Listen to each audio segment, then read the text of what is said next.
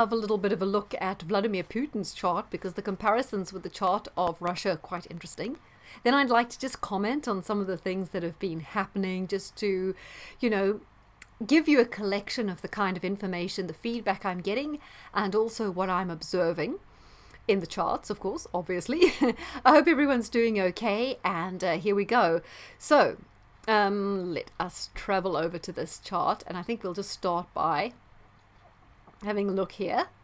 Now, this that I've got up first is the chart of Russia. And remember, I said it was significant because it had the Sun-Saturn conjunction right there at exactly 1 degree and 17 minutes, both those planets, which was very exact.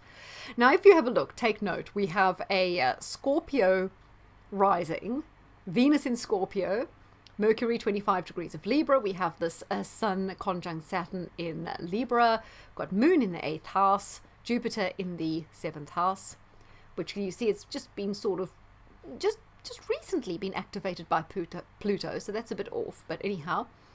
Mars is in a fire sign, all right, and Uranus is in Cancer. Now let's have a look at the chart of Vladimir Putin, which is the right up, if it will go there. Maybe it's down. Aha. Here we go. Here's the chart of Vladimir Putin. And what do we have? We have a Scorpio ascendant again. We have a Venus in Scorpio, Sun conjunct Saturn in Libra, which is all the same as the Russian chart, Uranus in Cancer, Moon in the 8th house, although I think it's in Gemini, not in Taurus like for Russia, and Jupiter in the 7th house. How many similarities are that on the chart of Vladimir Putin and also Russia? It just kind of says to me that there's something important going on, and he has a strong role in Russia's destiny. I'm also interested now, this chart is set for 9:30, St. Petersburg, Leningrad, where he was born, or 9:20, and I can't verify. I mean, this is the chart that I found when I'm rummaging around. I don't know if it's accurate. One thing that worries me about it is the Scorpio rising, the Pluto exactly on the midheaven, and the Moon in the 8th house. All these themes were so scorpionic, and I thought it's almost like someone chose that time because they saw him as this arch villain in the true nature of the kind of underworld version of Scorpio, and they thought that really fitted. So we have to bear that in mind, that might not be his correct birth time, because something about it was a bit too neat. I'm just so interested as well in these planets in the 12th house, and the Sun so near the cusp of the 12th house, because we know he was in the KGB. He worked in East Germany, managing the armed forces of the Soviet Union in East Germany. We know that he was, Alexander Litvinenko suggested that it was quite well known that he was going to blow up this building and blame it on the Chechens in the south of Russia to sort of provoke a war with the Chechens. So he was involved in skullduggery. He came out of that world, but there could always be redemption. And I think, doesn't the whole theme of Fatima suggest that there would be a leader such like Putin who would almost redeem himself, come to the light side? So I kind of wonder, yes, he was involved with the World Economic Forum, and I think there was a time when he was working with all the oligarchs who actually set him up in political power, but was there some point where he turned his back on them and started stabbing them in the back and taking Russia in a different direction? I think it's entirely possible that he would do this, because look at this. He's so sort of devious, secretive. He plays his cards close to his chest. I'd say he's an he's an arch chess player, poker player. This really does suggest that he has got a kind of scheming mentality. Look at this Moon in Gemini, and being a Libra, he knows how to play both sides. He's not jack of all trades, but I think he's the master of manipulation, the master of emotional intelligence, just understanding, because Mercury is the adult psychological state. Moon being in Gemini suggests quite an advanced understanding of alpha male behavior and thinking in the kind of adult state, and the ability to work with that. So yes, there seems to me the side of his personality that's very good at going along, pretending he's going along with something. Meanwhile, he's got secret intentions that he very, very rarely reveals. Yes, Venus in the first, he has been kind of diplomatic, hasn't he? Because he's been he's known as a very, very patient person as well, which you'd expect with Scorpio rising. It just interests me too that Pluto and is conjunct the midheaven, and it's exactly on the south node, because you can see the north node is there on the cusp of his fourth house. The south node is often a person who, well, if you have a ruling planet on the south node, because Pluto being his ruling planet, etc., is a person who's out of step with public opinion. So I would say Pluto there represents that he is cast as the arch-villain. He is the antagonist, really. And that is the role that life has cast in him. But I think he almost revels in that role. He uses that role very, very well. And right now, as you can see there, Pluto and midheaven by solar arc are conjuncting his ascendant. So now this is his moment of destiny, the moment he was born for, the moment to play the arch-villain. And that brings me into kind of apocalyptic themes, because it says in the Bible that in the end times, people who we believe are good or bad, people who are portrayed as absolutely horrible or good. Well, we see that with Donald Trump. We see that a bit with everybody. But I absolutely think that this is his moment of destiny. It's the moment of him reclaiming his power. It's the moment of him doing what he was born to do. And it does make me think that Russia is going to play a very important role at this time in history, a pivotal time in history. And Vladimir Putin is the man that's meant to be there at this time. Now, Donald Trump, as you know, had Sun conjunct Uranus on the North Node. And I said that he was also going to play a pivotal part in American history, and I think he did, in terms of being their last true leader.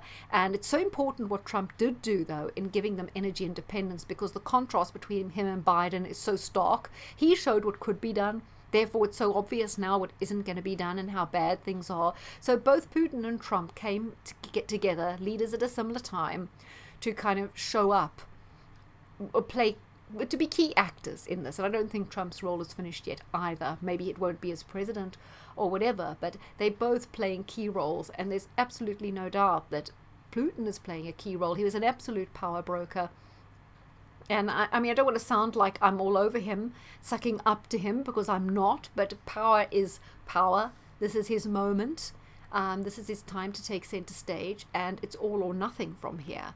And I think that, the Russia will be sort of successful in this conflict. I don't want to say successful, because there's nothing great about winning a war. It's a nasty thing. But if we want to use the term successful, I think he will be successful. We hear a lot in the press about, he's losing. There's so many losses. He's having this problem. Well, there are a couple of things. He's not using all his frontline people, with troops. He doesn't want to show his hand. He doesn't want to show them everything he has. So this is almost Team B. It's almost like, before the Cup final, Man United aren't going to put out their best team because they don't want anyone injured. They don't want to show their strategy. They want to keep their best players fresh. I think there's a lot of that going on. I believe he's not even using half of his capabilities. He's using old T-82 and T-90 tanks. It's almost like a lot of this weaponry or the machinery he's using is almost disposable, so he's not putting his best stuff on the front line. There is a school of thought that this has to be done and dusted really quickly before the spring comes, because Ukraine is a very muddy area. Tanks can get bogged down in mud. I believe this was a problem for Hitler in World War II. So he needs to have this wrapped up pretty quickly. And it probably is going to be wrapped up quite quickly. I'm not saying that we won't come back to this, but I think there'll be a wrap up within the next 3 weeks, and then we'll have a quieter period during this Northern Hemisphere summer, and maybe come October things are going to get a lot hotter again. Just to say as well, said about the mud and the thing, yeah. Damn, I was going to say. I wanted to come back to Taiwan, China. Now, everyone say, will China invade Taiwan? Because this seems to be the natural follow-on. Once it seems we've seen how weak America was in Afghanistan, they ceded to the Taliban. Again, this will be seen as them just ceding it to Putin. Will that embolden China to take over Taiwan? I don't think China is going to just go in, cack-handed like that, or gang-handed. China will be more subtle. They already have a lot of trade going on with Taiwan. I mean, there's 40% of people in Taiwan either get their education over in China or work at some stage in China or with China. There's a strong kind of economic fusing going on there, and I think China will not use overt kind of military tactics to take over Taiwan. It might be something more subtle. It may be subtle pressure through economics and through just the fact that they have this bond and have developed a certain codependency, and they might exploit that. But that doesn't mean that other nefarious forces in like the Victoria Nuland camp might not cause a false flag, blame it on China, and say China's trying to invade Taiwan just to egg things on there. That's also possible. So I'm sorry that I forgot what I was talking about when it came to Russia. Oh yes, I was going to say with, when the media are telling you about 17, 18, 19, 20 stories about all the problems that Putin's having, I think to myself, yes. I remember in 2016 when they were saying Hillary Clinton had a 97% chance of winning that election. There was no way she was going to lose. I mean, it was crazy. I remember even that night Alex Salmond was on the radio and he was saying, apparently George Galloway says Trump's going to win. Ha ha ha. I'm sure that'll console Trump when he loses. That George Galloway at least thought he was going to win. They were like mocking and laughing up their sleeves. We know what happened. We know what happened with Brexit and Remain. Remain was 10 points ahead going into that election day. And the Brexit vote won. So the media always kind of telling you, the side's losing. And then that's why the public always so surprised. That's why people are still scratching their head. Gee, the Brexit vote. And yes, Russia must have hacked the American elections, because of course Hillary was going to win. No. Well, I mean, they feed you a lot of lies and then people scratch their heads and wonder what happened when they get a result they weren't expecting.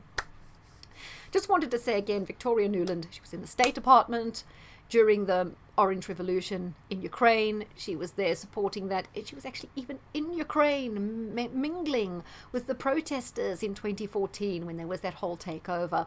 So Victoria Nuland, she's part of the NCAS. Her husband Kagan, I think he's Richard Kagan, Dick Kagan, I think that must be his name. Kagan is correct. I don't know if I'm getting the first name there. He was part of PNAC, the what's the name, the for a New American Century. I've forgotten what the P is. The Proposals for a New American Century. He's a key hawk. He's a neocon. He was the architect of the removal of Saddam and what went on with Iraq. And of course, Nuland was also behind the Steele dossier. She's been the architect of putting in the puppet regime of first Poroshenko and now the Zelensky, which is just another puppet. Most of his cabinet have dual citizenship, which is not allowable for most Ukrainians, but of course, in the government, most of them got dual citizenship, most of them got money out the country and homes out the country, most of them are not even Ukrainian. I mean, we've got Saakashvili, who was the puppet in Georgia that got ousted, who's now the mayor or something, or governor of Odessa. He's in the government. It's just all cronyism. This is not a legitimate democratic government who cared about the people of Ukraine, just as all our governments basically are, just another puppet government. But yes, this Victoria Nuland woman is crucial in this. She was the first person Trump fired when he came into office, and as soon as Biden came, she was back in. I just had this on my little under my charts, because it was quite interesting. It's from the Wall Street Journal, and you can see it says there, Saudi and Emirati leaders decline calls with Biden during Ukraine crisis. Yes, because he's shut down the Keystone pipeline and everything, and now America doesn't have enough oil and gas, so he's been cap in hand to Venezuela and on the phone to Saudi, trying to get everyone to increase their production when this is entirely of his making. He was being asked by a journalist at an airfield, what's he going to do? And he said, nothing can be done. It's Russia's fault. This is the caliber of leader. It's not Russia's fault. They were energy self-sufficient under Trump. He purposely shut it down, just as with the UK, Germany, they're shutting everything down to move to this green energy. They handed Russia the power. And now they think, Russia's sanctions will throw Russia off swift. Well, Putin knew from the Crimea the tactics they'd used with the sanctions. He has prepared for it. Chinese banks were ready to replace Visa, MasterCard, and SWIFT with their own system. So it's just strengthened the system of Iran, China, Russia, and maybe the other BRICS countries using a non-dollar based country to trade commodities, to trade oil, whatever. So they really are stabbing themselves in the foot, but maybe it's what they want to do, because at the end of the day, whether we believe Putin is good, bad, or whatever his intentions, it doesn't matter, because this is aiding the Great Reset. You guys will remember I did a vlog back last summer on Saturn in Aquarius and how it often coincides with periods of famine and food shortages. Saturn is in Aquarius now, and I think it's quite obvious by the fact that Ukraine produces an 8% of the world's wheat. Russia produces a massive amount. They supply to all sorts of countries in the Middle East, particularly the Egypt and the North African countries. So once you whack out that huge amount of wheat, yes, prices are going to soar. Wheat futures were massively up today. Plus, there was a poor harvest in America because of the weather, and a poor harvest in China. I wasn't sure China even grew wheat, but anyway, there was a poor harvest there, so you can see the massive pressure on wheat supplies. So I'm urging all you guys, stock up now on pasta, rice, lentils, soy, because there's been a problem with the soy harvest in Brazil. There are a load of tankers around Brazil waiting to pick up soy. They haven't been able to move for weeks, if not months, because of a lack of soy. So if you guys eat soy products, please stock up on all those now. The prices are going to go through the roof. Try and move off wheat dependency if you can, but just stock up with just buy loads of pasta or anything. I'm telling you now, because that is going to kick in. Pretty definite. And because as well with the sanctions, Russia's just going to sell to China. They're already making deals to sell the wheat to China, to Pakistan, and also to other countries, because the West will tell you, everyone, Russia's isolated. They're isolated at the UN. There are a lot of Arab countries who've been at the butt end of American expansionism and this regime change and the fake wars and all this. They probably don't feel that aggrieved about Russia. They probably feel on side with Russia. Even in Israel, there are an awful lot of Israelis who are recent Russian immigrants who do a lot of business with Russia. Natalie Bennett was over visiting Putin just this weekend. So even Israel is not going to be, that aggro to Russia. And as I've said, I've seen from the chart big changes in Greece, Israel, and Egypt this year. And I think all those countries are going to go on the side of Russia, probably because they rely on the wheat.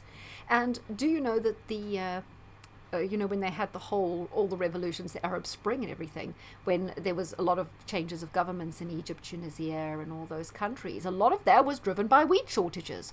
So wheat shortages and food shortages cause instability and can cause revolution. So governments, whether they be in Egypt, Greece, wherever, they know they've got to keep the wheat supplies or they're out as governments, because there can easily be an overthrow and a revolution or a coup or whatever you want to call it. Civil unrest leading to government collapse. So they're going to think, damn it, we'll keep importing from Russia. What anyone says, we'll take our chances. So I think that Russia is going to still have strong relationships with the BRICS countries, the Arab world, and a lot of the countries around that Mediterranean area. So, but I do see, that what's gone on with Ukraine, knock-on effect in the Black Sea and beyond. So all the countries south of the Black Sea could see a lot of turbulence and change, particularly, as I say, Turkey, and fallout moving out from there. I think, there's the whole thing about the bioweapons labs, America running bioweapons labs. Apparently that's now been confirmed. And the other thing is that apparently Putin has taken out all the Ukrainian airfields. So even though there was talk about Poland sending their own old MiGs to Ukraine and getting some new kit from America, there's no way they can take off. So the only way planes can take off from Ukraine, well, they can't because the airfields have been bombed, is to come from a NATO country, which of course would massively escalate conflict. And I don't think any of those countries really want that, particularly as they probably know Putin's only got his B team out. He's not going to reveal his hand. And he is in the ascendancy because despite all the talk of sanctions and blah, blah, blah, Russia is, it's the place where so many minerals and essentials come from. Nickel is another very important thing with the prices going through the roof because that comes from Russia. It's only going to push Russia and China closer together when what we should have been doing is having good relations with Russia to pull them away from China, because China and the Communist Party, they have so much power. Now, I'm not really a fan of the Chinese Communist Party for obvious reasons. I feel they work with the globalists, but I actually think the globalists have got way too much going on at the moment and they're not handling it. Because once things get into a hot war scenario, it becomes very, very unpredictable. And I think even with World War II, things got totally out of hand and they had to change strategy halfway through. And I think what's going on now is almost got the potential to get unmanageable, just because the way the chips are falling and things are not lining up particularly as they would have wanted. So Yes, of course, there was also these clips that have been going around showing Soros bragging that he was going to replace the Soviet Empire with the Soros Empire, and they've certainly been doing their best to use Ukraine for a second Bolshevik revolution. So we almost had a Bolshevik revolution in Ukraine because the Bolsheviks weren't Russian, weren't really interested in Russia. It was more kind of a way to launch globalism and through Russia. And I think now what we've had in Ukraine with the coups in 2014 and then the election of Zelensky is the imposition of a foreign-controlled government not interested in Ukraine. It's not actually a nationalist government. Some people will sort of say, oh, Ukrainian nationalists. No, they foreign imposters running it as a client state of the US or the modern-day Bolsheviks in order to destabilize Russia, because they need Russia down in order to advance their one world government, new world order, and the full plans of globalization. They just can't have one country that's still very nationalistic and Christian, because you've got to crush Christianity to roll out all the rainbow flag woke stuff as well, which is key to destroying civilization and destroying culture, so we can have this big mess of people who don't know who they are, what they are, and can't bond together and fight and have cohesion in any meaningful way, because they identifying with such a kaleidoscope of different things that they have so little in common. Okay. So look, that's a lot of thoughts there. So basically, bottom line, I think that Putin will be successful, and this phase should be wrapped up quite soon, and probably go quiet in the summer with some other things going on, and then this will start rolling out, because this is nowhere near done, because they will have to use Russia to bring about the ultimate confrontation, which they do need. This has been very useful in just distracting from the Pfizer documents and the whole COVID thing, but then they'll definitely want to bring out some other stuff, definitely financial stuff, as we go into sort of April, May, and the whole pyramid scheme, whole financial pyramid scheme starts to fall apart. They're going to have to blame that all on Russia, Ukraine. They're already blaming their failed green policies all on Putin for the huge inflation, oil prices, gas prices. This is not all down to Putin. It's mainly down to their ridiculous, ill thought out green plans. So I don't know. The jury's out on whether Putin is ultimately trying to do something good, or whether he's totally bad, whether he's working with them. I think at one stage he was working with them. I don't think he is now. I even think Julian Assange was at one time working for them, and then he wasn't. But if Putin has done an about turn on them, and all this time has just been playing his cards close to his chest, then he's an extremely precarious position. He's only got one way forward now, and that's put his foot on the accelerator, keep going, stay strong, keep moving ahead. He has to maintain this position of power that he's got himself now, and he has to double down, because the other option for him is to be destroyed, and for Russia to be destroyed. But I don't think so, because I do think that, as prophecy says, the ultimate salvation will come out of Russia. So it's a huge lot packed in there, guys. I hope you enjoyed it. I enjoyed doing it, and I hope to speak to you again soon.